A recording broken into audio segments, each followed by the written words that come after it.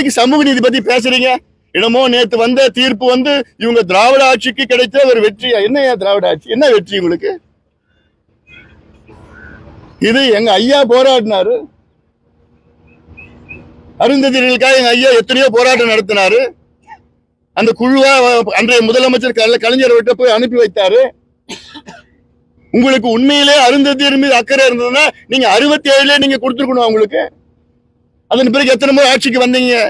அப்ப கொடுத்தீங்களா? இல்ல.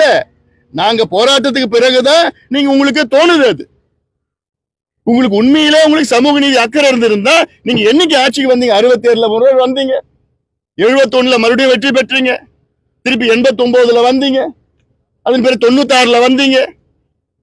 அப்பெல்லாம் உங்களுக்கு கொடுக்க முடியல.